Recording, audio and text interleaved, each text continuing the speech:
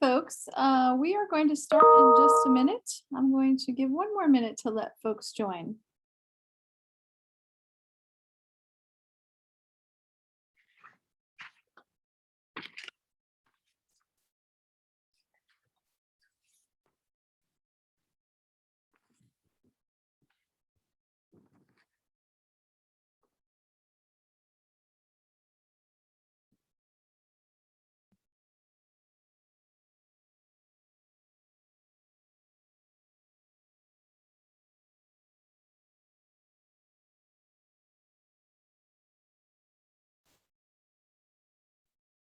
Good afternoon, everyone.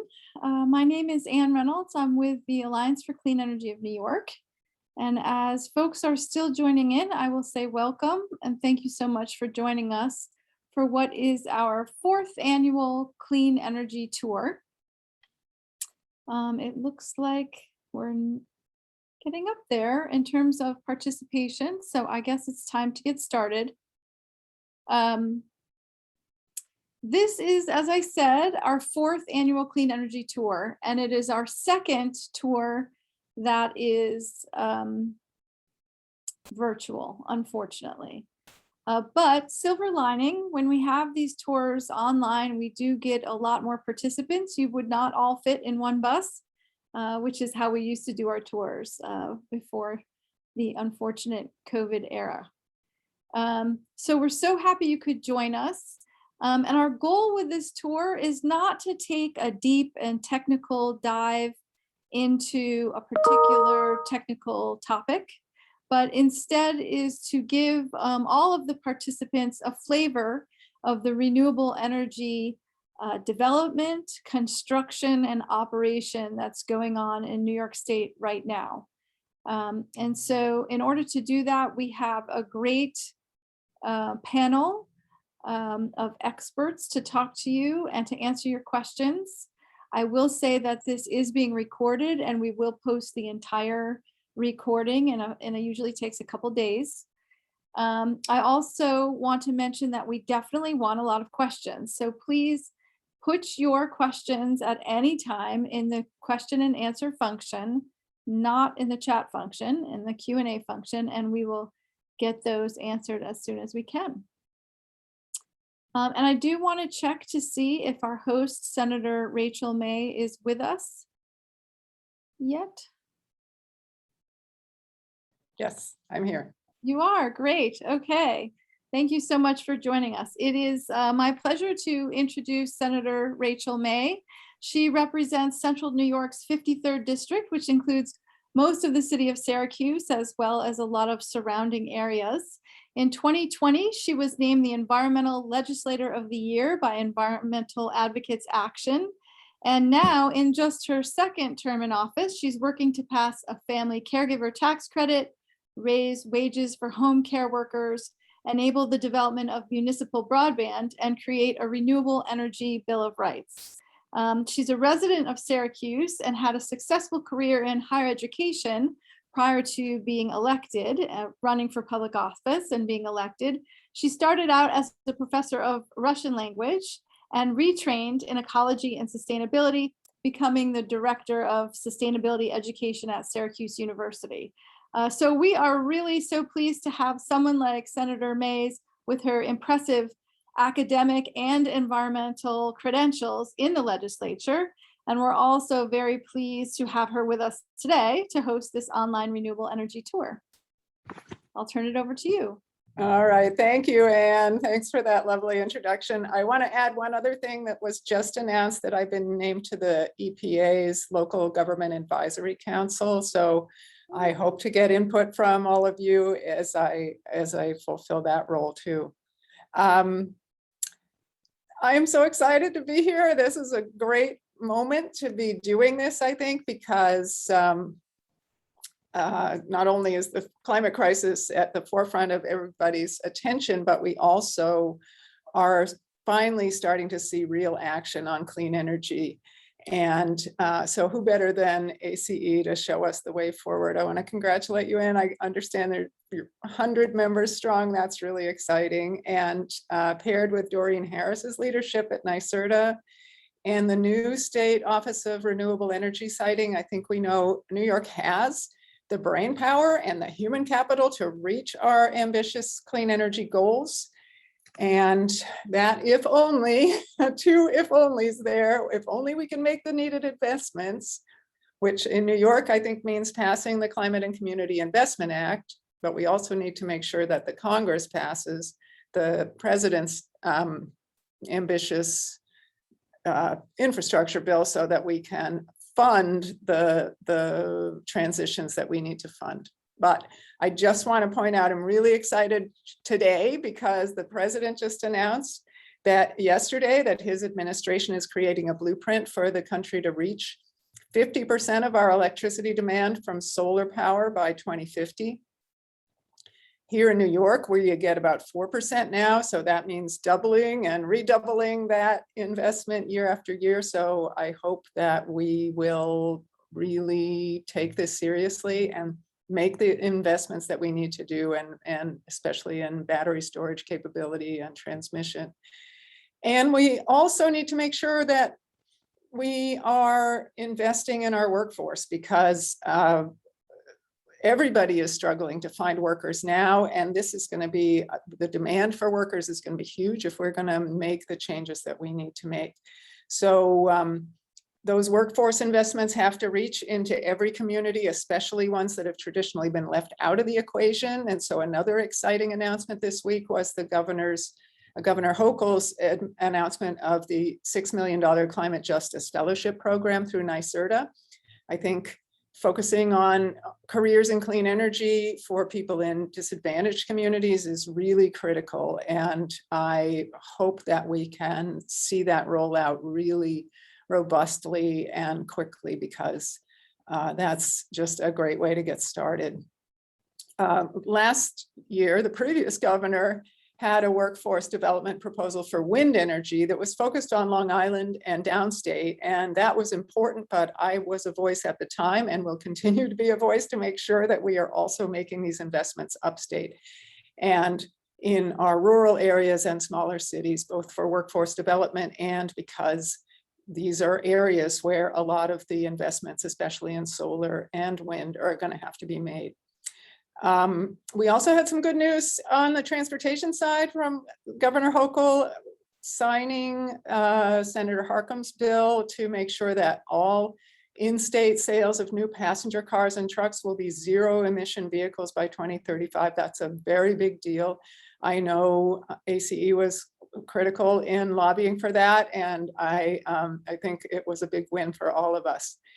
And finally, we just, as you know, we have a lot to do to make this happen on every power generation front, whether it's solar, offshore wind, onshore wind, electric vehicles, hydroelectric power, battery storage. We got to bring all our brightest minds together and make this happen. And I know that that's what you're doing. And I'm so excited about this tour, because I think we're going to learn a lot about what's already happening and what can happen. So at this exciting moment in New York's clean energy history, I can't wait to start the tour. Thank you. Thank you so much. Really appreciate that. Mentioned a lot of great things. And we're so happy that you're not just hosting our tour, but that you're in the Senate and speaking up for all of the things that you mentioned. It's been a big week, but it seems like every week is a big week in clean energy lately. I keep repeating that week after week, something happens. So thank you so much again for being here. I have now the assignment to introduce our new video. So this is something that we've done because we can't be in person. And it is our 4th renewable energy tour video. We have been visiting places around the state and wanted to get all of you, the 110 of you that are watching, the opportunity to see these places too.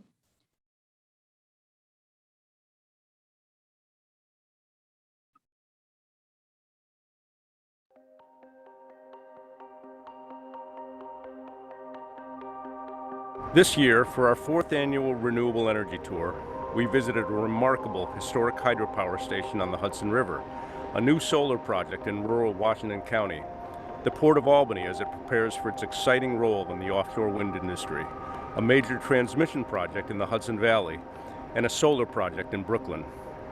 New York is embracing the clean energy economy, and its new climate law set bold requirements, like generating 70% of our electricity from renewable sources by 2030.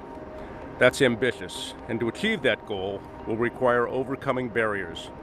But clean, renewable energy will make our families healthier, our transmission grid stronger, and create lots of family-sustaining jobs. As New York's commitment to clean energy has grown, so has our understanding that we need to invest in transmission systems that bring clean electricity to homes and businesses. We'll need to repower the transmission grid from a variety of renewable sources, including small hydro plants that have been operating so long they are now designated historic sites.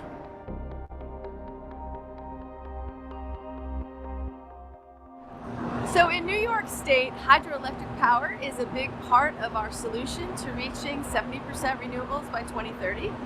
So today on the tour, we are at the Mechanicville Hydroelectric Facility in Mechanicville, New York, in upstate New York, at a hydroelectric facility that has been here for a very long time. New York has water, it also has topography, which you need when you develop water power, the drop in the water. So this was a natural place.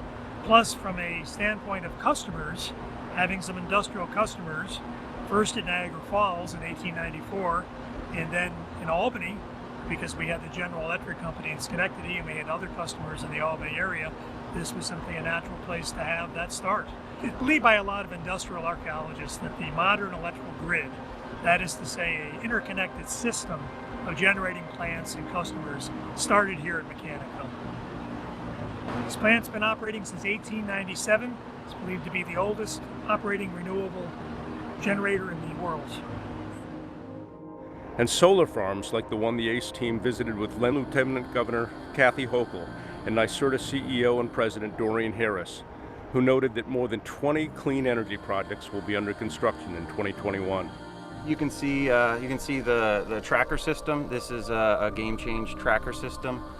It's a single axis tracker, so it will follow the sun throughout the day. It'll start facing the sun. It goes to about a 60-degree tilt towards the sun in the morning, and then follows it to be at about 60 degrees in the evening. It's about 120 acres, 27 megawatt DC, 20 megawatt AC. Education is the primary thing we can do, and it's people are sometimes afraid of solar because of it's farmland, but it's good for the farmers. At the end of a project, these sites will be returned to farmland eventually. I work in the solar field just because I really am interested in clean energy, and solar is a huge part in that, along with wind and hydro. This is the Branscombe Solar Facility, which is the first utility-scale solar project to start construction in upstate New York. So we thought it would be a great place to visit on this year's tour. New York's climate law requires scaling up rooftop and community solar.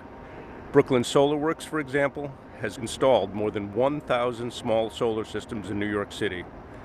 In addition to community and grid-scale solar, development of land-based and offshore wind are essential as well.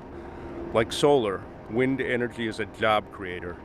In 2019, there were already more than 1,000 wind turbines spinning in New York, and construction will start on the state's first offshore wind farm next year, along with major port upgrades.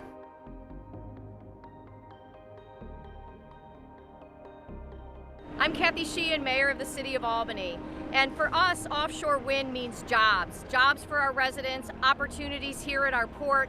We are so excited to be part of ensuring that we are doing all that we can to combat global climate change, to bring new technology, and to grow our economy. This is going to be great for the city, the state, and the county. It's just going to be an amazing project moving forward for everybody. I think the economy will grow from this. We will create a lot of jobs, clean, renewable energy jobs. Offshore wind became the future of renewable energy. We had acquired new land. We positioned ourselves, and very proud and happy that we received our first award for tower manufacturing. We're pioneers, as this is the first in the United States, and we feel that the future is just unstoppable for us in job creation and project development. Offshore wind is not a partisan issue at all. It has support across the board, governors up and down the East Coast, again, Democrats and Republicans alike.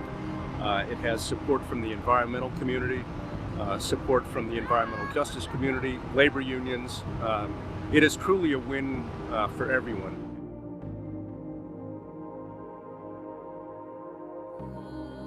Our mission at ACE New York is to promote energy efficiency and build renewable energy in New York State. But in so doing, we discovered we need to also upgrade our transmission system so that the clean energy we make can get to the places where New York needs to use it. So here we are in Schodack, New York, at the site of the construction of the New York Energy Solution, which is a 55-mile upgrade to existing rights-of-way. It will improve transmission in New York State and help move clean energy from upstate to downstate where it's needed. New York Transco is a New York-based, New York-focused transmission company. We own and operate transmission lines. Our mission is to deliver efficient, safe, innovative transmission solutions to serve our customers, our environment, and our community. Today we have here, you're looking at 80-year-old towers that were built and they serve their need. We're building new storm-resilient towers in the same corridor. We are doing it, by the way, with less. So we're going to have 260 less towers when we're done. There'll be stronger towers, and they'll house both a 115 kV line and a 345 kV line, which is capable of delivering an extra 2,000 megawatts from upstate to downstate. We all know we have to make this climate change initiative happen, and that 70 by 30, 70% renewable energy by 2030 is a goal that we have to meet the climate change goals. We have a lot of work to do to build more renewable energy projects that will power New York State long into the future. The Alliance for Clean Energy New York can't wait to see it happen. In fact, we aren't waiting. Every day, ACE New York is pushing for policies that will accelerate the construction of wind and solar power, transmission upgrades, battery storage, hydropower reinvestments, and new technologies, and create the jobs to get that work done.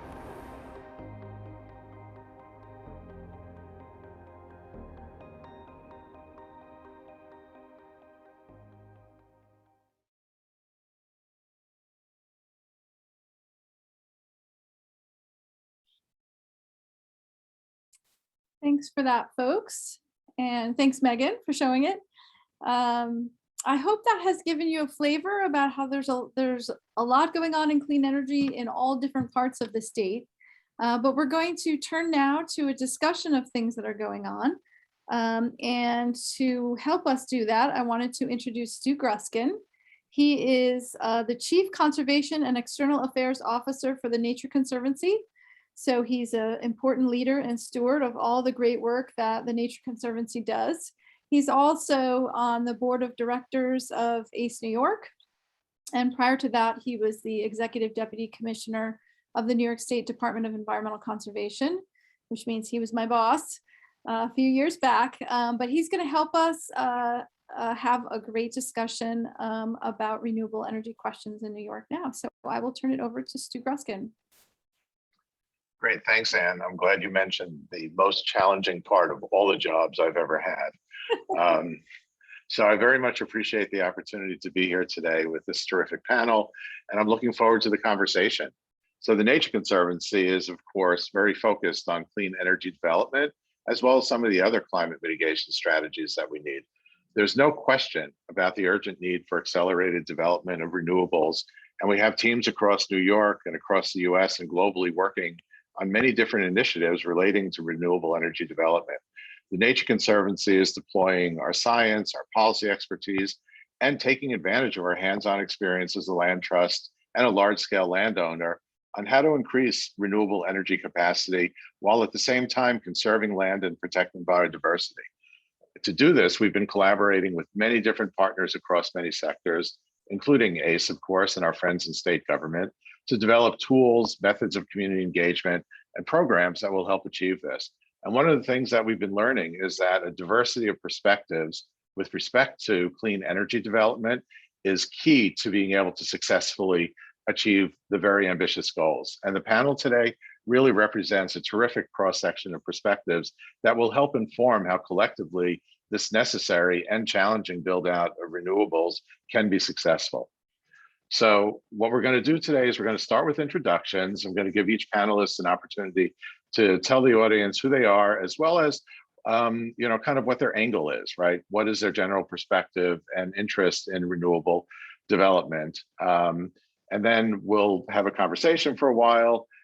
We will then open it up to questions from all the participants here today, and Anne will join us for that Q&A. But let's start with each of the panelists. So Wendy, why don't we start with you? Tell us who you are and why you're here. Hi, everyone. I'm Wendy DeWolf. I'm one of the co-founders and principals of Eastlake Partners. We are a renewable energy development company focused on community scale and utility scale solar in the Northeast. I started my career on the Cape Wind project and have shifted primarily into solar these days, and primarily into solar in New York. We really got started in the early days of New York when the community solar program first was initiated, and have since done community solar and utility scale solar across the state. Great, thanks, Wendy. Vinny? Yes, thanks, Stu. My name is Vinny Albanese. I am the Director of Policy and Public Affairs for the New York State Labor's Organizing Fund and our Political Action Committee. We are broken up into 24 local unions across the state, representing working people in pretty much every facet of construction. Just about 44,000 members currently, active current members. Our interest in renewables, really stems out of the policy changes, in the CLCPA and just further goals of a just transition. With a huge portion of the members that we represent, particularly in upstate and Western New York, were formerly employed in traditional fossil fuel work, and so it's been a priority of ours to not just help transition the existing workforce, but to create pathway and training programs and new job opportunities for the future of laborers joining our union. Thanks, Stu. Great, thanks, Vinny. Melinda?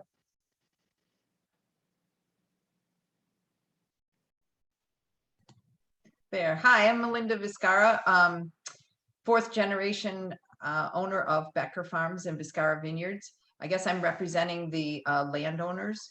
The farm's been in my family, like I said, since 1894. We are mostly a retail farm, and we make our own products. We make our own wine, cider, beer, and have pick your own. So a retail farm, and we do have extra land available that we thought that this would be a great opportunity to be part of the solution. We have it available, and it would be, I think, a great thing for our future generations to be able to be, like I said, part of the solution.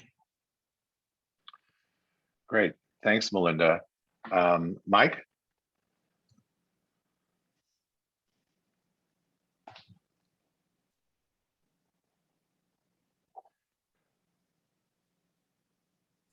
Mike, we're not able to hear you.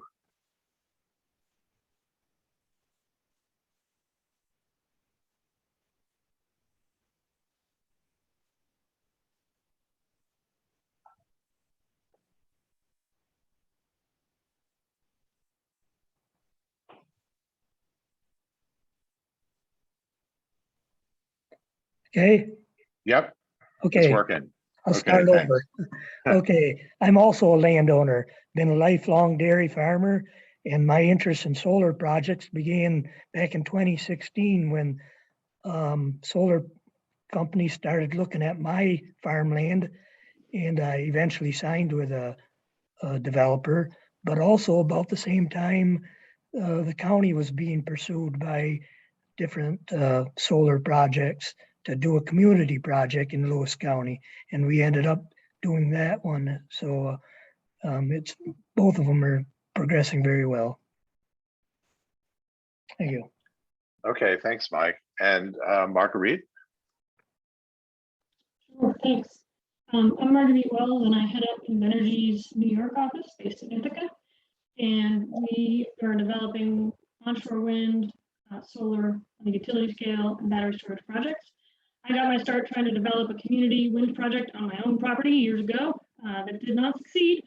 But my angle is both a personal conservation angle as well as building renewable energy in the state and the economic development that it brings to rural communities. I live on a farm upstate as well, and the economic situation is not all it can be, and these projects really can bring a lot of development to towns that need it. Great, thanks, Marguerite. So I'm going to start with, I think what everyone acknowledges is one of the biggest challenges. Moving to 70% renewable energy is going to require an awful lot of construction of wind and solar power facilities fast. And so why don't we start with the developers here to talk about some of the challenges and issues associated with getting those projects built. So Marguerite, you're still on the screen. Why don't we start with you? Sure. Yeah, siting is a tricky thing for a lot of different reasons. There's always the part of starting with the landowners. It's kind of landowners vote first whether or not they want to participate in a given project. And then there's the factors of the availability of grid capacity to put a new project in. Are there wires in the neighborhood, and do those wires have any room in them for power? Or are there any proposed upgrades in the area? Then there are all the environmental factors. What are the environmental resources in the area, cultural resources in the area that one has to be cognizant of as you site these facilities. And so, as time goes on, all the best and easiest sites get used up by projects. And so you have to get creative on new locations that can host projects and that can still solve for all of the same siting factors that have always been in consideration. Great, thanks. I think that's a really important observation that the easy ones go first, and it just becomes more difficult after that, and it means getting innovative and creative. So Wendy, I'm wondering what your perspective is on the challenges of getting to 70%. Sure. I think Marguerite hit on, some of the really important points around interconnection and siting, which I can elaborate on as well. I think you used a key word, which is fast. And I think one of the central challenges we're going to face is how to do this quickly. And, when we're looking at development and we're looking at development timelines, with more challenging interconnections, with more challenging siting, it's becoming, as Marguerite said, harder and harder to find appropriate sites for solar or other energy development. And so if we're trying to do this faster and faster, it's very important to create the pathways to accelerate the development cycle. And as Marguerite says, we often get the question as developers, whether we're in local communities or, dealing with local governments, why this site, right? Why did you choose this site? And as Marguerite said, there's a lot of different things that need to come together. It needs to have the interconnection infrastructure. It needs to have the appropriate environmental conditions. It needs to have a town that's welcoming to solar, right? And that you have the local support that you would need to get a big project completed. And I think as we think about bringing all those pieces together and the urgency to do it quickly to address climate change, I think is a real challenge that we need to look for going forward. And I think as you look at the, as we saw in the video, the opportunities for good projects, and bringing the local community together with the infrastructure, with the siting of projects and on a quick standpoint is going to be the challenge here. So, I think there'll be a lot more for us to be talking about with respect to siting and the siting challenges. But another one of the challenges is the challenge of the actual construction and the people that we need in order to be building this. So Vinny, I'm going to turn to you and see if you might provide a perspective on that part of the challenge. Sure, Stu. Yeah, I mean, look, the amount of solar and wind that's being proposed, and that's not counting the transmission projects that obviously need to take place. I mean, it's very obvious that it's going to take a tremendous amount of workers to actually do all this. Workers that are trained, and obviously from our perspective, workers that are paid good, family sustaining, middle class, union wages. I think one of the biggest challenges, and it kind of piggybacks off of what Marguerite said, is that many of these projects are being built, particularly the land-based projects, are being built in very remote areas, or very difficult areas that maybe you have to be a little bit more creative on how to get to them, where they're located. And often those places are not necessarily in a place that's densely populated, for the obvious reasons of the space that the wind farm or a solar farm may take up.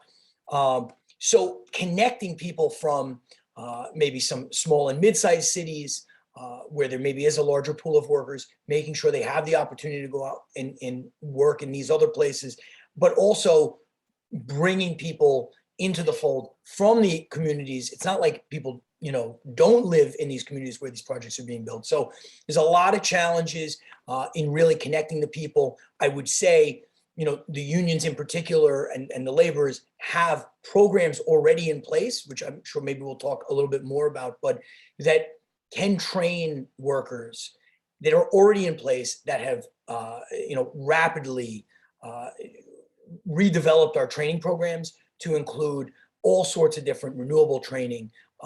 So we don't necessarily need to reinvent the wheel here. We do have a lot of infrastructure in place, so I hope we can use that. Thanks, Vinny. And one of the things that that does keep coming up when we talk about siting is, of course, engaging with landowners and also engaging with local governments. So, Mike, I'm going to turn to you for a second and see if you can provide a perspective on some of these challenges from a local government point of view. Okay, we did, in our location, we did have some initial problems. There was a lot of concern from the local board on how this is going to affect the community and what the community would think about it. And they kind of wondered, there's a lot of obstacles, like how do you go about taxing it? This is all relatively new to Lewis County. And, it took time to work all this out. But eventually after the public was satisfied and the town zoning board was satisfied, and people began to realize that, this wasn't going to hurt a thing, and it was probably good for the community. So in time, everything's new, it takes time, but it all worked out. And, there's a lot of people on board in Lewis County now. They've always been open-minded because, we started with the solar wind tower projects years ago, and that's had really relatively little resistance. So it's all a good thing for Lewis County. It's kind of a positive thing. So we're happy with it. Great. And I think you're hitting on one of the essential elements here is that communities really need to be able to look at renewable and clean energy development as an opportunity and, get out of the mindset of just looking at the problems, but actually looking at where there might be advantages and benefits as well. But it does, however, all start with landowners and being able to develop on land. And so Melinda, as a landowner, and I really thought what you said before about wanting to do your part is important. So what do you see as those challenges for us to be getting to 70%? Well, there certainly is challenges because I don't know what the percentage is, but there is a good percentage of people that are not really for it. There's been a lot of misinformation. Somehow they think that it's ugly, dangerous. Like I said, there's a lot of misinformation going around as well. It only takes a few vocal people to kind of scare other people. But we also have a really solid group of landowners that have signed up for the project and are really enthusiastic about it. So there's a lot of education, I think, that has to take place. A lot of people are worried about the view. You know, it's going to look ugly. It's going to, you know, it's going to mar the landscape. So if you could come at it and make sure that people know that there will be, you know, berms and buffers and things that will mitigate the view that people see like from the roadway. I think if you start with that, that'll help. And then also try to get the right kind of education, you know, the facts. They're also very worried about, oh, it's going to turn into just a junk pile in 20 years. They're going to abandon us and there'll just be a bunch of junk in the field that we won't be able to get rid of. That's the other thing that's kind of going around that people are worried about. So there is definitely a need for education and the right facts to be put out to the community as soon as possible. So that's a good opportunity to turn back to Wendy and Marguerite for a moment and see from the perspective of the companies that are developing the projects and actually are very well aware that there are solutions to these problems and that there are answers to these questions. Wendy and Marguerite, how do you see overcoming some of the challenges of getting that information out there? Wendy, you want to start? Sure, I can start. You know, I think we're, you know, as shown in the video, the Branson project is the first project that's going, utility scale project that's going into construction. And that was awarded a contract in 2017. Eastlake Partners developed the Stillwater Solar Project, which is going to be the first utility scale project, solar project in the 2018 NYSERDA procurement that goes into construction. And you know, it's under construction now and goes into operation. And so we're seeing again this delay from the early stages of development when everything started to when projects are actually in operation. And we have found once these projects are operating and people see that they're really not as taxing from a viewshed perspective, or there's ways to mitigate it, or you know, it's not affecting their daily lives in the same way. That can be a really effective tool to kind of show, you know, how we can develop these well. I think that, you know, when you're talking about the concept of solar and as we talked about the misinformation, if you don't see one, if you've never seen one, if you've never been around one and see how it works, it's really hard to say, yes, something we would like to do. And that's why it becomes incredibly important for developers to do well-sited, well-designed projects, because that is the kind of the legacy of projects going forward, right? We've been in towns where, you know, you tell a planning board you're going to do 2 utility bowls, and then the developer ends up doing 11. And so then every other project that comes in afterwards is dealing with, you know, that question about, you know, how many are you really going to give me, you know, what you're telling me you're going to give me. And so I think it's really incumbent on developers to do, you know, the best possible projects, because that's what the whole future of renewable energy is going to rely on. And that's, you know, so I think as more and more projects come together, you have more education, you're able to overcome these challenges. I think Melinda really hit on a key issue is just viewshed. Viewshed is the biggest conversation point that comes up in local government meetings. And I think it's everyone's real concern is how do you incorporate these well into the environment, into the community. A lot of places where these projects are getting sited is where there's a lot of land. That's often in upstate New York. Not all the power is necessarily used in upstate New York. So you're kind of taking this very rural environment and putting in a power facility. And so how do you integrate that in a way that is that works well with the community and doesn't seem like an eyesore or something that's not wanted there, not a positive for the community. So I think there's definitely a lot of challenges to get through, and hopefully as we go through more and more towns, they become more prevalent. You know, you don't have to educate every time you go through, which again kind of holds up the whole process and makes the whole development cycle go more slowly. So we hope that the education, the challenges will come together to pick up speed as these projects develop going forward. Great, thanks. Marguerite, do you have any thoughts on this? Yeah, I agree with what Wendy said. And also, there are a few other elements that come in as concerns. I mean, I agree visual is certainly one of them. Property values is another one that we hear. There isn't as much data on the solar side as there is on the wind side, indicating the lack of the fact that there's a property value impact from these projects. But I think that data is coming. have also found that even providing those kinds of studies doesn't change the minds of people who don't actually want to have their minds changed. You know, facts are not always what people are interested in. But I agree that just seeing more of it deployed and having it be less scary and novel. You know, having just developed a wind farm in Lewis County where Mr. Table's from, and the Maple Ridge project, which is the biggest wind farm in the East, was a great, you know, first wind farm in the neighborhood because it was a really great neighbor. It set a very good precedent.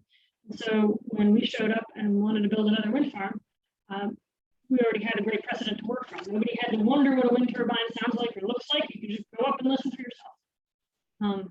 And so that certainly will, that sort of precedent will, I think, will roll out across the state as more and more stuff gets built.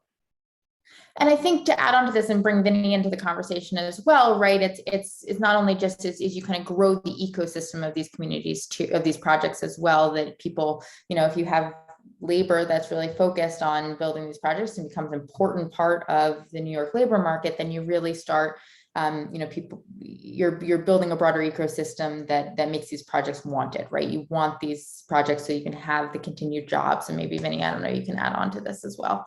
No, I mean, Wendy, that's really a great point. And I think, you know, when you talk about opposition to a community, and you brought up a really good point about, you know, a lot of these projects, almost all these projects are based in rural communities, and we are bringing the power somewhere else, right? So the initial benefit, you know, is not necessarily always clear. And then, you know, you obviously have, you know, the issues about, you know, the way it looks and those issues saying, look, our community is just being used essentially to facilitate something that we don't necessarily need. But when you bring the jobs, I mean, really good paying, you know, middle-class family sustaining jobs. And in many of these areas, these are places that jobs have been hollowed out from, you know, industrial jobs that used to exist, obviously the fossil fuel jobs that used to exist or potentially would have existed. So you have this really great opportunity to show the community not just, you know, the benefits of renewable energy, but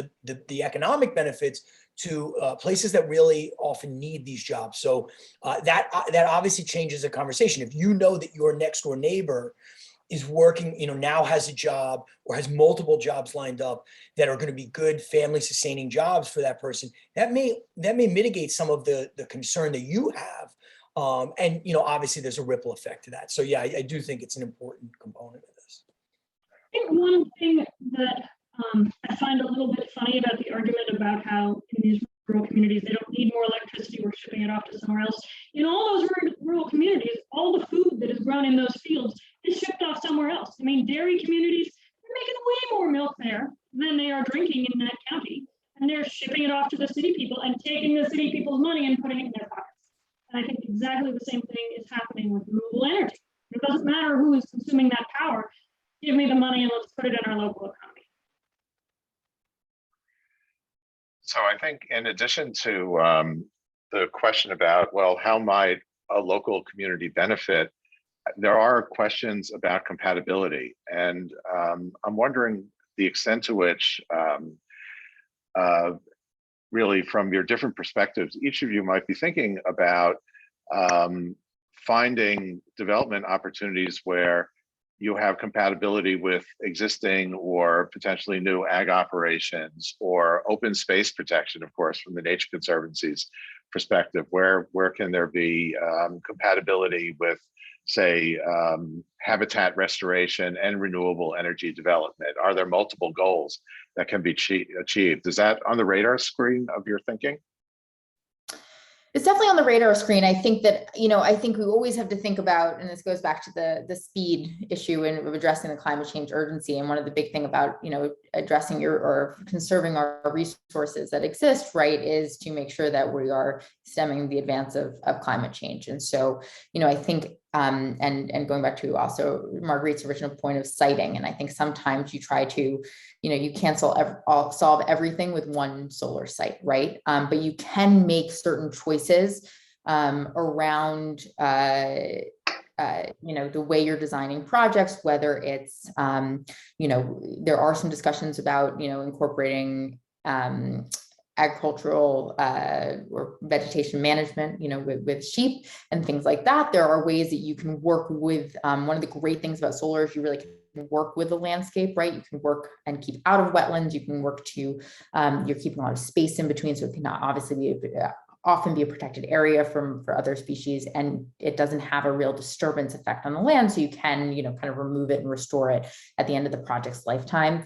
I know Eastlight has done a lot of work in the Hudson Valley. And one of the early things we did was work with Scenic Hudson, Historic Hudson, and some of the other key stakeholders in the area to make sure we were designing projects that work together with the conservation, because that's something that's particularly important to us. And so always thinking about how are we doing the best practices around conservation. You know, one of the sites we didn't need all the land, and Scenic Hudson was able to buy the rest of the property to then put into, you know, as part of their conservation land.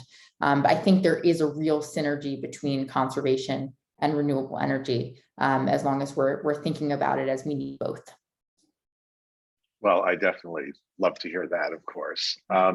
So Melinda and Mike, I'm wondering if you could share a bit of the landowner perspective about how you see the potential for development, you know, on your land or near your land, peacefully coexisting with the agricultural uses or other uses.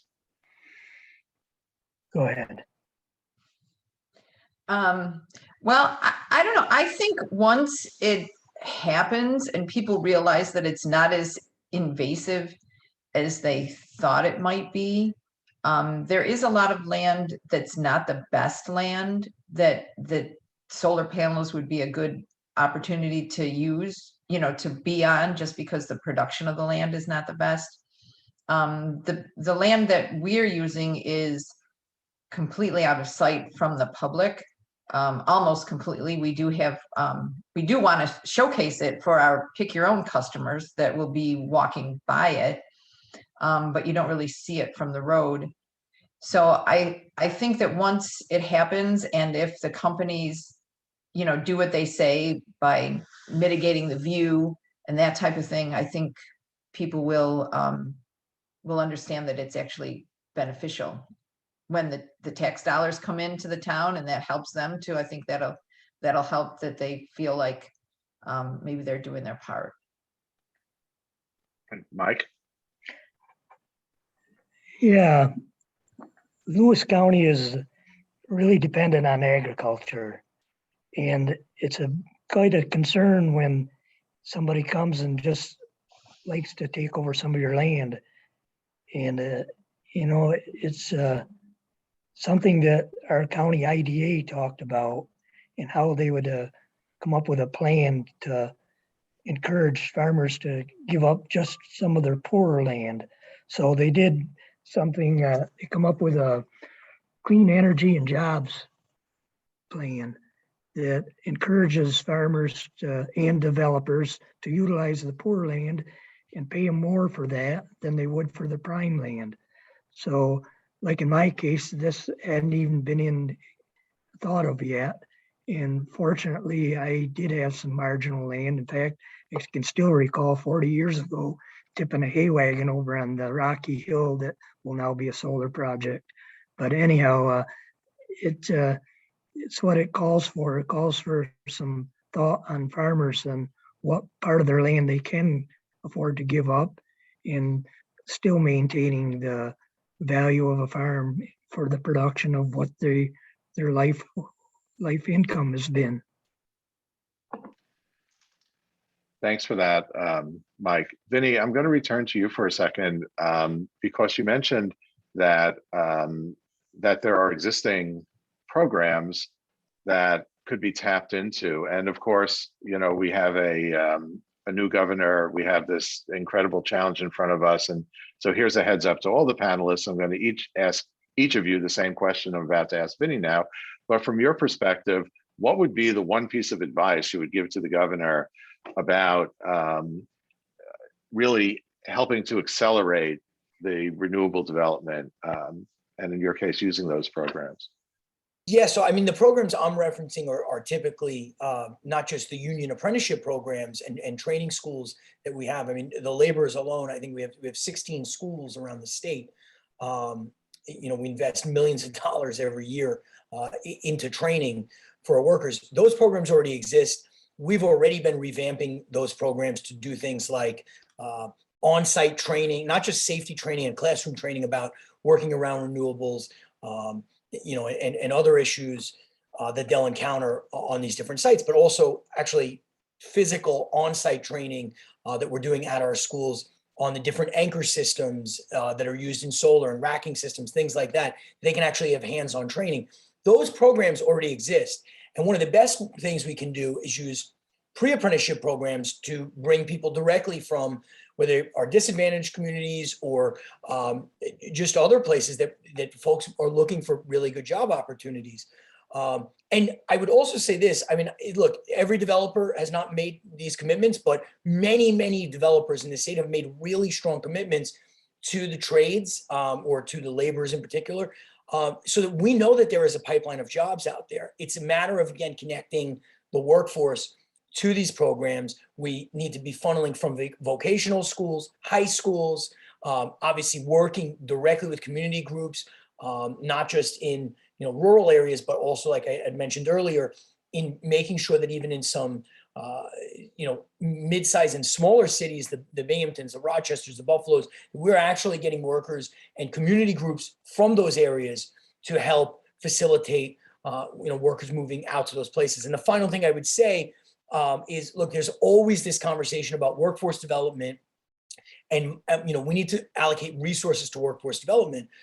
I think there's this belief that we need to just continue to create new programs.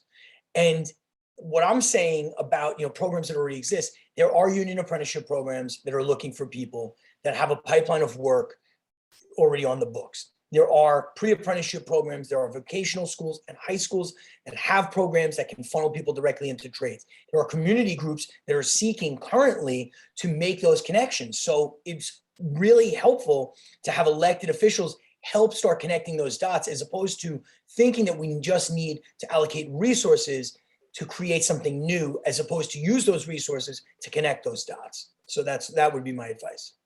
Right. It's actually refreshing to hear somebody say the solution is not to just throw money at it. So I do want to turn the same question. I'll turn to Wendy and Marguerite first, and feel free to just the entire range of possible suggestions, whether it's a regulatory process or underlying policy or whatever the obstacles are. How would you? What suggestion would you make?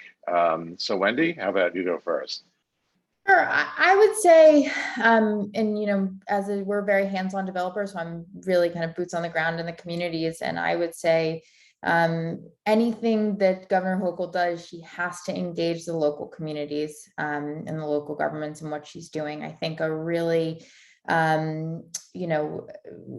challenge can be with a lot of policy as we make great policy strides, and then it doesn't really kind of trickle down to the local communities, and they say, why are we doing this, right? Or we're not there yet, or can you give some, have us give our 2 cents of how we think it works together. I'm seeing some comments around agriculture, and New York State is a real, agricultural, important state, and thinking about how that integrates in communities and what they want, right? Because you think of, I think a lot of things around agriculture, and this goes with conservation as well, but how can we kind of co-locate these opportunities together?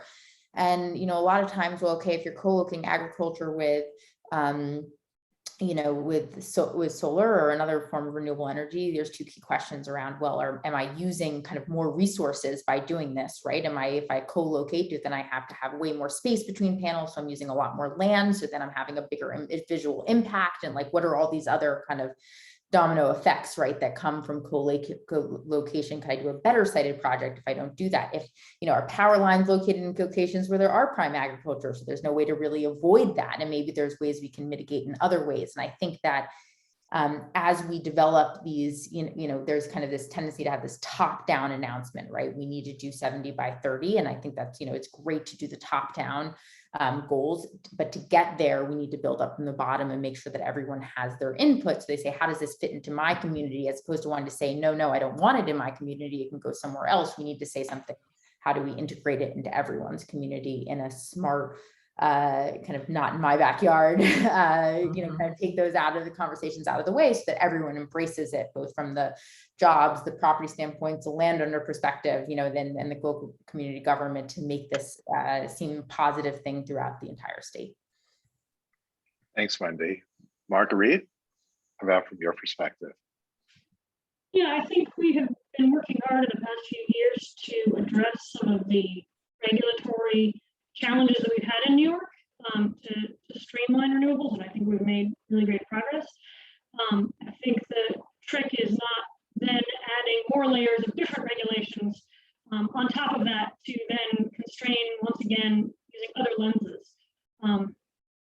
Because there are so many different factors that go into citing a project anyway, that adding too many more layers of constraint will just constrain them right out of existence.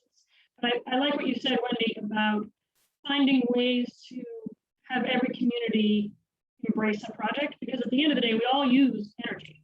We all use electricity, and we use other kinds of energy for mobility. And it's one thing to say, sure, I support renewable energy in somebody else's community. It's a different thing to say, and I want it on my land in my town. Right. So before we open it up for Q&A, I'm going to turn to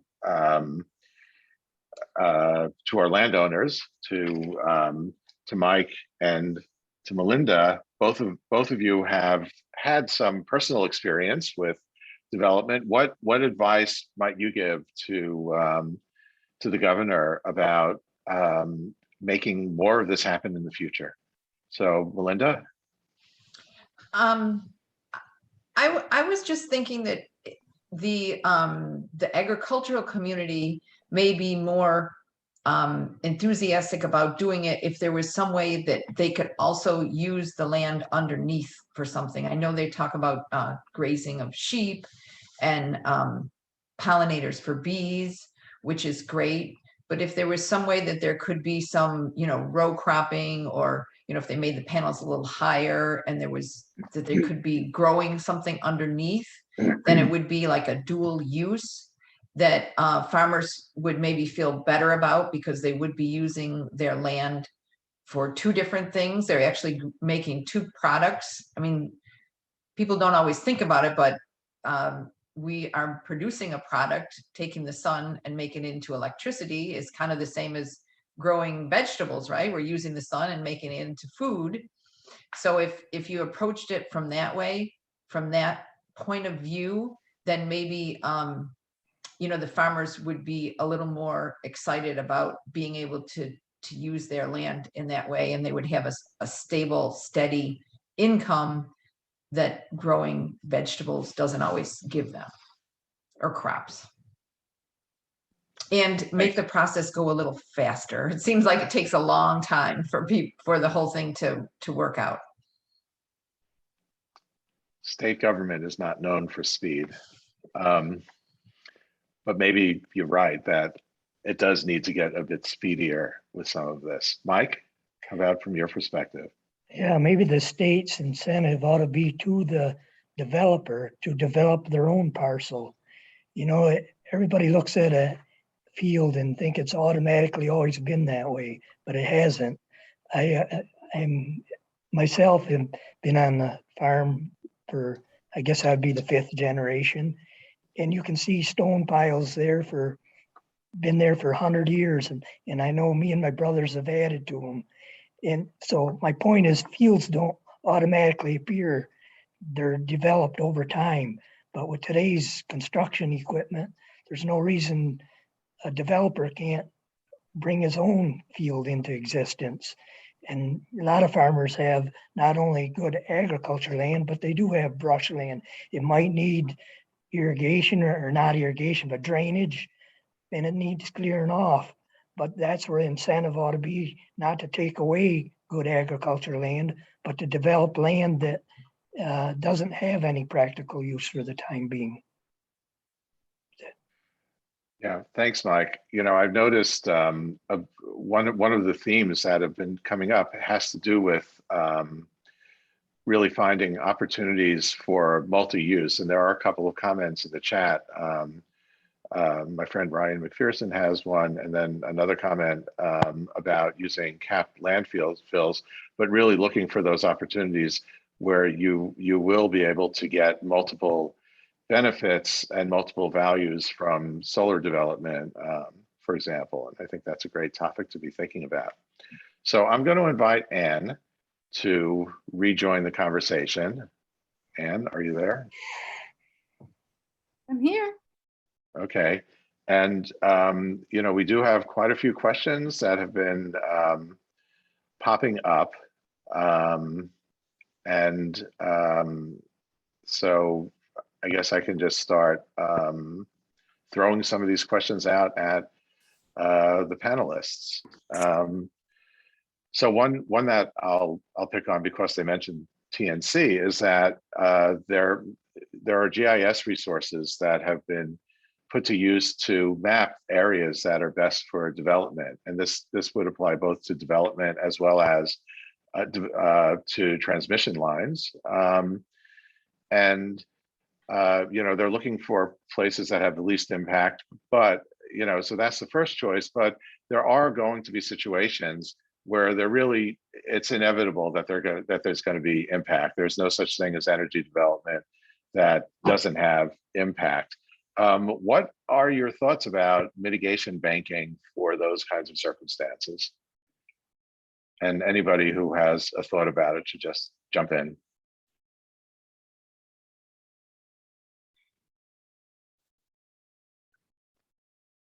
Well, I'm waiting to see if someone else answers.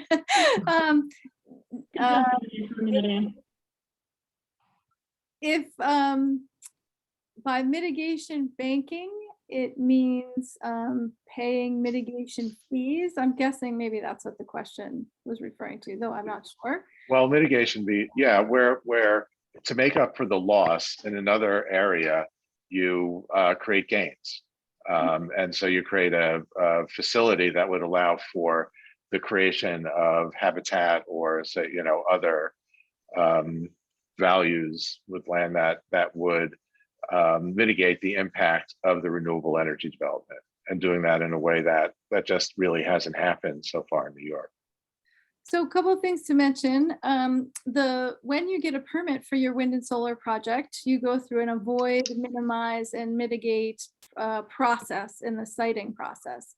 So the projects have to show that they've avoided impacts as much as they can, and then if they can't, they've minimized them. And then there already is a process to do mitigation for these processes. For example, there was discussion in the Accelerated Renewable Energy Growth Act to establish a mitigation fund for impacts to grassland birds. And they're also in the contracting process with NYSERDA. If a project uses a certain amount of prime soils and they don't mitigate that adequately through dual use or other agricultural activities, there is a fee that you pay that is going into a mitigation fund. I don't think NYSERDA has decided what to use that fund for yet, but I would suggest that it makes complete sense to use it for farmland conservation for that reason. Great, thanks, Anne. One of the issues that came up in the conversation were that there are grid constraints, and you know, that is a barrier to deploying more renewable energy. And a question came in about the proper role of state-led planning and investment compared with market-led development planning, and is there an optimum mix between customer-sided, community-distributed, and utility-scale projects? That is a complicated question, but I think it's a good one. So I kind of see Marguerite nodding there, so I'll start with you. I hear Chris Carrick and his planner hat here in this question. And I don't know that there is a sort of an organized planning answer to the optimum mix question of, you know, how many megawatts should be rooftop versus community versus utility scale. I don't think that we have the luxury of choosing. I think, you know, the market in part has to determine that to a degree, and it has to be all of the above. You know, there are a lot of roofs that are not suitable to solar, for example. So it doesn't matter whether or not the building owner wants it, the roof can't take it, for example, for whatever specific reason. And grid-wise, there have to be upgrades to both transmission and distribution sides of the grid. So that is the high voltage and the low voltage side for all of the above. Because even for, if the only technology we had was rooftop solar, the grid is no better built for that than if we only did utility scale, for example. So it's kind of, there will be upgrades throughout for all of these resources. Just to add on to that as well, I think a mix of the different resources, they all serve a different purpose. It's very important. I think in order to, we talked at the beginning, we're about at Senator May indicated that we're at 4%, renewable energy or solar in this state right now. And that's a pretty small portion if we really need to get to 45% as the president has indicated. And I think that, I'm hearing comments about dual use, I'm hearing comments about landfills, rooftops, disturbed land. And I think that we definitely want to start there, and it's important to utilize those resources for solar, absolutely. But we do need to recognize that if we are going to address climate change, we need to, we need to do so much more renewable energy than I think we're even contemplating, today, across the state, across the country, across the world. And so in order to achieve that, yes, you can look at a map and you can use GIS tools and say, this is the absolute perfect site for solar, right? And it has a transmission and it's disturbed land and it's big enough and, there's not impacting wetlands resources, it's not impacting, other natural resources that would be there. And then you look at it and say, well, the town doesn't have a solar permitting framework, so there's no way I can get this project done. Or you look at it and say, the landowner is not interested in leasing or selling their land to me for renewables, right? There's a lot of different challenges you may not even think of when you look at a map and say, hey, this is the perfect site for solar, this is a perfect opportunity. It may just not be there for some other reasons that you're not even, addressing yet. And so I think it's really important to balance, right? If you're thinking about dual use, right, and you have to do higher solar panels, or you have to do more space between them, maybe that landowner, and it's really individualistic, right? Maybe that landowner doesn't want to address it that way, or maybe that requires you to have, instead of affecting one landowner, you have to work with 10 because you have to have the space to do the project, to connect to the transmission lines and have the availability to do that. So I think there's a coordination and different, sometimes there's not kind of a one size fits all. Let's say the policy use, right, that this is the right choice for, we don't want to build on any prime farmland. And we definitely want to avoid that to the best extent possible. But there are other, circumstances that might say, oh, well, actually building it here allows us to impact fewer resources over the long term and have a bigger impact over a smaller area. And so I kind of encourage people, as we think about this and think about where we're siting it, recognize the fact that, not every site is going to be perfect on all different boxes, but in the aggregate, it'll push us to do the best solar sites possible to address climate change. So I'm going to very efficiently combine 3 questions, which are for Vinny about jobs. So the first part is whether we actually have in hand a projection of the number of jobs that are needed.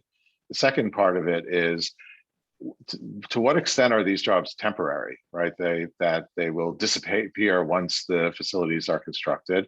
And the third part is whether you're seeing equal enthusiasm across trades, all the trades from, for the job development benefits of this. All right, Stu. So, on the job projection stuff, look, we have our own internal projections based on things like I had mentioned earlier, agreements, let's say we have directly with developers for X amount of, let's say, solar and wind farms that are going to be built. We can't come up with exact numbers, but we have an estimate, okay, this many gigawatts is probably going to equal this many, roughly this many workers. So we do have some of those projections. I would say the Climate Action Council is going to be publishing a job study. I sit on the Just Transition Working Group, and they've been working for months now, and will put out a study with many of these projections, in not just in the construction sector, but more broadly, what this is actually going to look like as far as what, where those jobs will be, when they'll be created, kind of, I think they have last I had looked, every 5 years, kind of over the next 20, 30, 40 years, where these jobs will be in the various different sectors. And I guess that follows with are they temporary jobs? I mean, it's always such a complicated thing for us to hear in construction in particular. When someone doesn't want something, they'll say, well, those are just temporary jobs, whether that be a building being built somewhere, whether that be a solar farm. Well, why do you want to do all this for these temporary jobs? And the answer that we always give is every job in construction is a temporary job. That is the nature of those jobs. Within a union, you have your career is a strung together collection of temporary jobs that creates that career, that creates, and pays into your benefits and hopefully your retirement system. So yes, they are temporary. At the same time, the way that NYSERDA is putting out solicitations, they're not all coming out at once. Just on the grid scale stuff, we're probably looking at a couple hundred jobs, let in 20, 30 increments, in bunches year over year, right? So a job will be completed, there'll be more jobs coming behind them. Then you obviously, that's not even factoring into all the other community solar work, the transmission work, and all the other infrastructure around this. And I would say, I mean, there is, it is a concern that's always raised. It was raised a couple times here about the expiration, let's say, of 20 years from now, these solar panels won't be used anymore. Well, I mean, there will be a repurposing of that land, right? And hopefully it's to repurpose it with new solar panels or replacement work. So there's work that we can't even foresee that will have to be done as this industry gets built out. So yes, they are temporary jobs, but there's so many strung together temporary jobs kind of that we're looking at now that we don't see it as just, this is going to happen for the next couple of years and these jobs are going to go away. And when we look to kind of build out the union membership that is going to, and the laborers membership that is going to build and work on these projects, we're not looking to say, come in, work here for a couple of years, and we're not going to have a place for you. We are really looking at an all of the above strategy to make sure that the temporary jobs follow one another, and that we do this in a responsible way so that we're not just bringing in people for some sort of rush of work, but that we are able to, kind of string this together properly. And then I would say the last part I think you'd asked about, is there the same enthusiasm amongst the trades? And I would even broaden that amongst all unions. I look, there are some trades that naturally just don't have the same equity in this type of work, right? I mean, there's not so much painting going on, let's say, on a solar farm.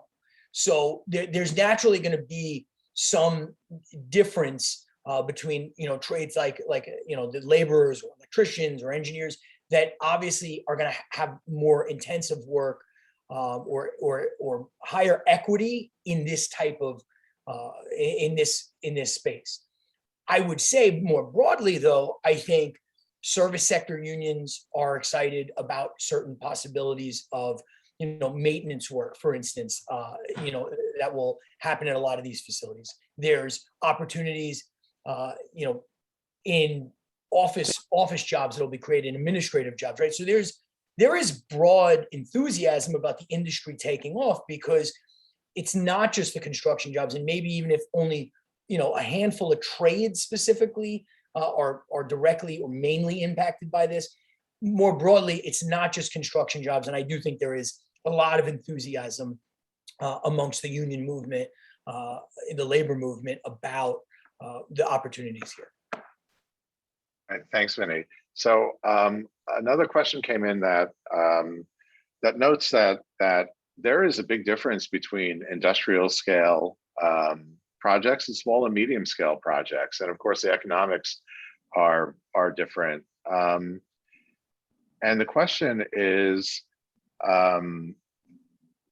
it what is the difference in feasibility given the pricing? Do the economics work out well for small and medium sized projects, or are there like particular obstacles to smaller projects?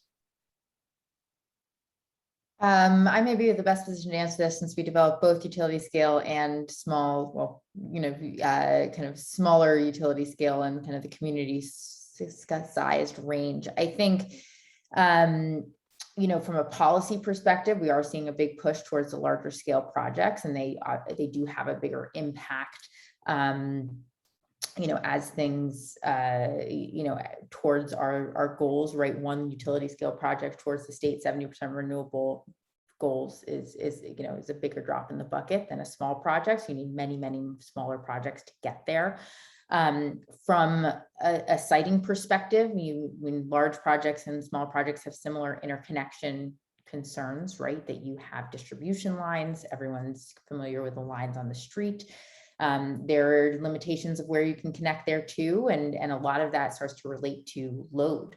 You know, are people using power? Is there room there? And so then that, you know, maybe you have a really far away site that no one can see and can connect, but there's no room for it on the power lines to connect on those distribution lines in the street. So, and you have similar kind of permitting issues. It's all kind of on the local level though, as opposed to kind of streamlined through the new Office of Renewable Energy siting. So I think, you know, it's important to have a mix of these projects. I think they have similar challenges. I think right now in the community solar space, we're kind of in this interim where the old policy expired and they're trying to figure out what the new policy is going to be. And whenever you have a break in policy, that creates uncertainty. It creates a problem for the market. So I think we're going to see a real slowdown in some of these community solar developments, as there's not a clear outlook of what your economics look like until the PSC comes out with their new white paper, hopefully sometime this fall. So I think that there are challenges to small scale solar projects right now in the state. Hopefully those will be resolved in a way so we can have a mix of both, because I think they both serve different purposes. They interconnect to different parts of the system and should be part of the solution. Can I jump in and say, this is sort of related to that question and the previous question. So one of the big issues with the labor force upstate has to do with transportation and diversifying the trade union labor force in particular. It has to do with people in cities like Syracuse who do not have cars and cannot get to sites. So it seems to me when you have some of those bigger maybe more industrial scale developments, if there can be a transportation linked to some, you know, ways that people can get from where they live to those sites, those have more potential for that, for, you know, creating some kind of a transportation link than some of the more sort of dispersed projects. So I would hope that that consideration is, especially with the environmental justice announcement that the governor made this week, that we're thinking about those kinds of issues too. So Senator May, since you were actually next on my list, that I was going to ask you, since I appreciate that you have joined, and I'm going to ask you the same question I've asked some of the panelists, which is, so you've heard the conversation, some of the themes that have emerged. From your perspective as a policymaker, what do you think would be one important thing to be focusing on that, you know, maybe we haven't heard that much about yet today, or something that you think you'd want to emphasize? I do think the whole siting issue is huge. And there's one town in my district where the town supervisor is dead set against solar development, and there are farmers and landowners who really want to be able to do the development. So I do think finding ways to help whole communities see how this is in their interest. I did put in the chat earlier, if we could link this kind of development to development of rural broadband, which is something that has been just, you know, we just haven't been able to get it done in New York State. But if we are connecting communities in one way, we ought to be connecting them in other ways. That would be a way to get a lot of buy-in from local people. I think that's what we need, the opposition about the view shed, the opposition about rural towns thinking it's going to change the whole character of their community. If we can be doing the kind of outreach that says, here are the things that you really want, that you know you want, we can do this all at the same time. I do feel like that is one way to help bring people along who might otherwise not be on board.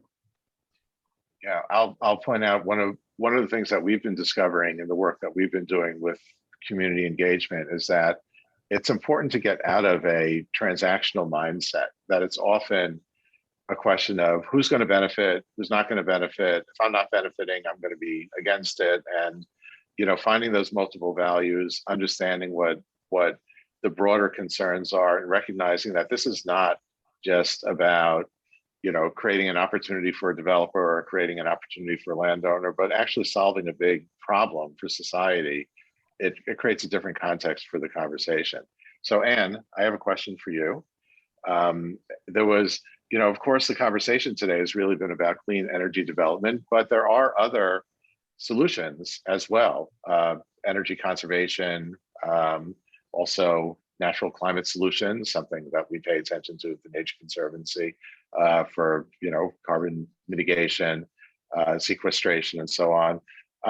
So what do you see as the kind of in the big picture, what's necessary in the mix of things? Well, I am usually a broken record, and this is what I've been saying at the Climate Action Council too, that we need to build wind and solar because so much, so I just can't resist not pointing it out again. So much of what we need to do to reduce emissions, to meet the goals of the climate law, are about clean electricity.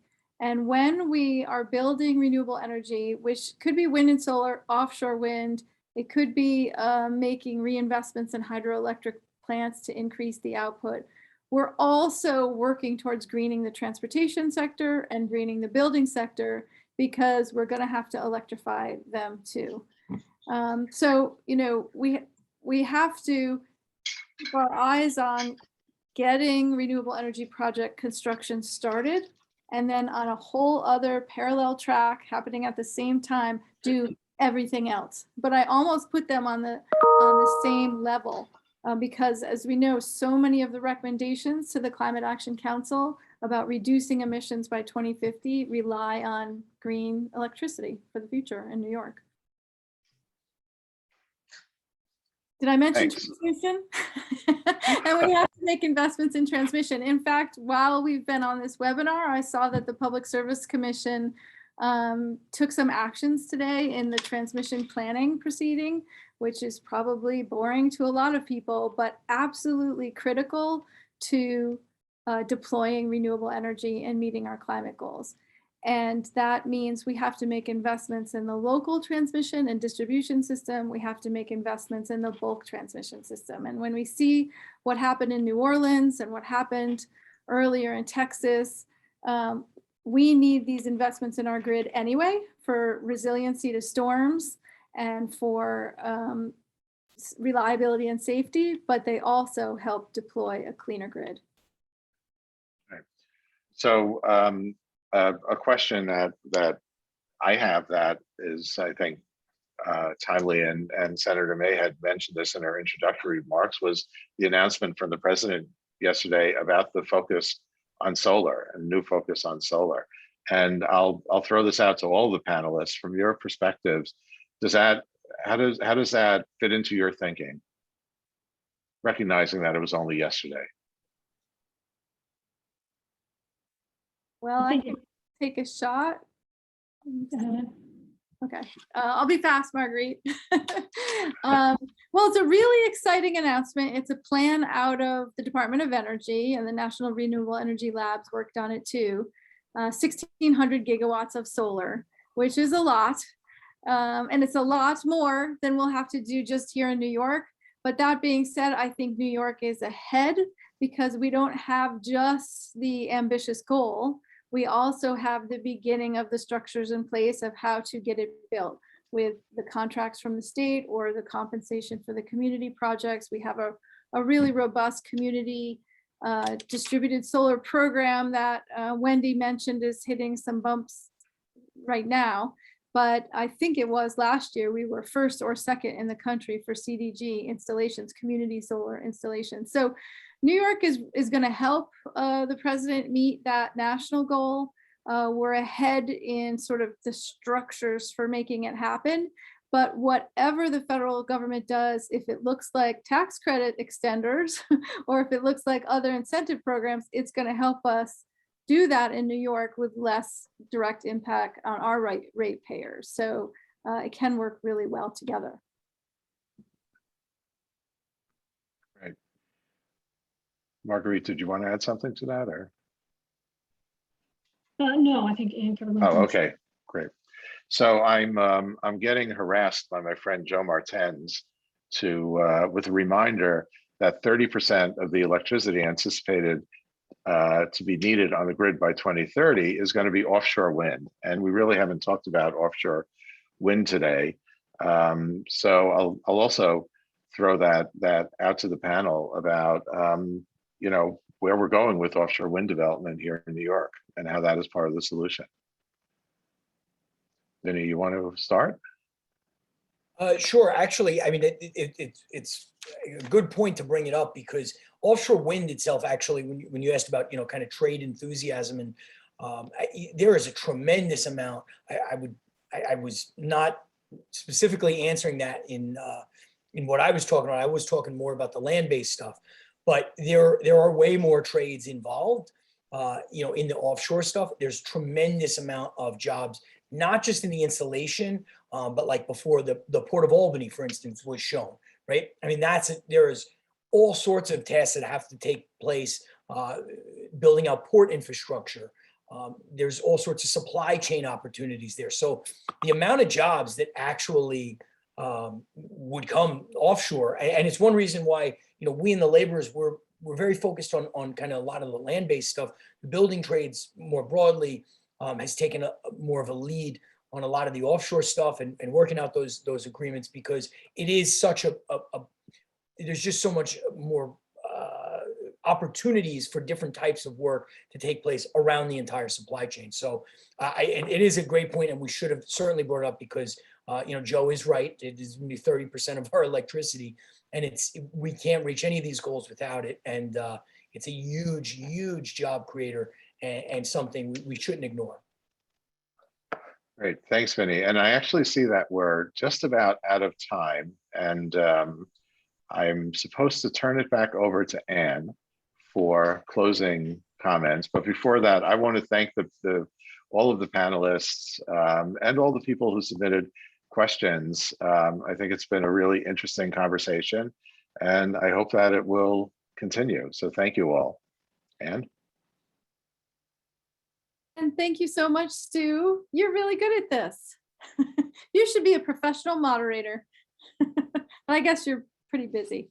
Thank you also to Senator May, not only for being the host for this tour, but also for staying with us through the entirety of the event and chiming in with answers to questions too. We really appreciate that.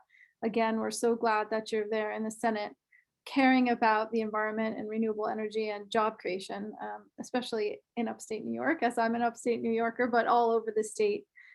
Did you want to say anything before we conclude, Senator May? Only to thank you. Thank you for the great work you do. And I really look forward to moving forward on a lot of this. I was going to say about the offshore stuff, there's been really polarizing rhetoric in the Senate about Lake Ontario as a site for wind energy. And I hope that we can counteract some of that and really build support for that as well. Thank you for doing all of this, and Vinny, that you were great. Thanks again. And thank you again to Vinny, Wendy, Mindy, Mike, and Marguerite, which is actually not an easy list of names to recite, but we appreciate all your insights. On the topic of offshore wind, our next webinar is during New York City Climate Week, which is an all virtual event this year.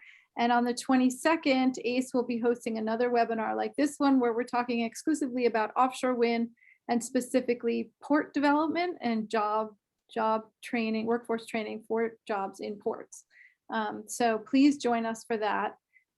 We hope we have been able to give you a flavor of what's happening in New York with renewable energy. There's a lot going on. Please spread around our video, which you can see on Twitter, the link to on Twitter and on our website. and join us on the 22nd. Thanks again, and also to the ACE staff and team who helped put this together. I really appreciate that. And we'll see you all soon. Thank you.